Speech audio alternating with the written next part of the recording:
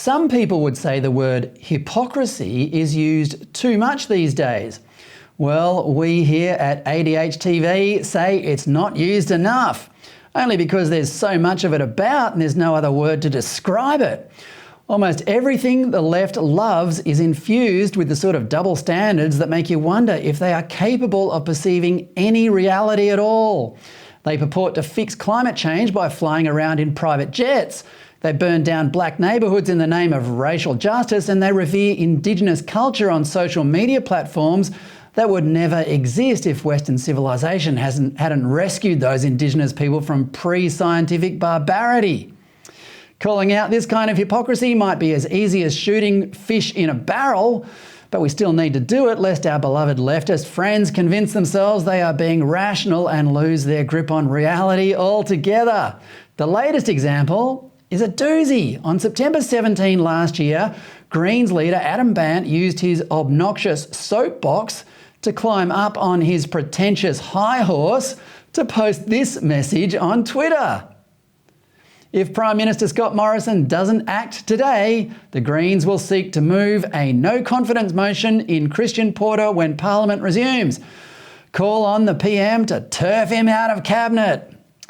Well, just as a background, you'll recall that Porter was the Attorney General in the Morrison government early last year when the ABC published an unsubstantiated rape allegation against an unknown federal minister.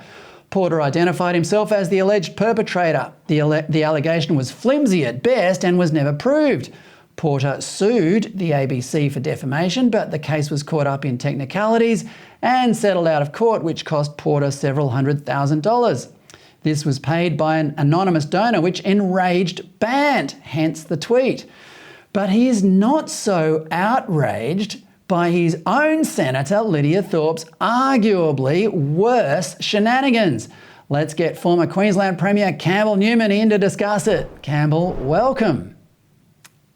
G'day, Fred. Thanks for having me. First, Campbell, Lydia Thorpe was serving on a law enforcement committee that was investigating bikie gangs, while at the same time dating a leader of the Rebels bikie gang. What should Adam Bandt, the leader of the Greens, have done? Well, firstly, just for viewers, I mean, these parliamentary committees often, and particularly ones like this, have briefings on quite confidential matters to do with law enforcement, and security. And so there's no doubt that sensitive information would have been, in the normal course of business, presented to the members of that committee. Senator Thorpe has been a member of that committee but not revealed that she was involved with this individual. So, there is a big question mark, and as a result, I say that she should stand down. It is quite serious. She shouldn't be a member, if you like, of the front bench of the Greens. That's clear. And so this is a test of leadership for Bandt, and it's a test of whether he is fair dinkum about integrity or a hypocrite. Yeah, because as you just pointed out, we had unsubstantiated allegations about Christian Porter. They all went off about that. He should stand down. He should go. He should leave Parliament. But here we've got an unsubstantiated allegation, I guess, about Senator Thorpe that she has in some way inappropriately been on that committee or heard information, which is yet to be proven or unproven. That's the point I'm making. Yep. I'm giving her the benefit of the doubt, but I'm just saying that's the test. The Adam Bandt test is you got to stand down. Well, Bandt, Mr. Bandt, stand down.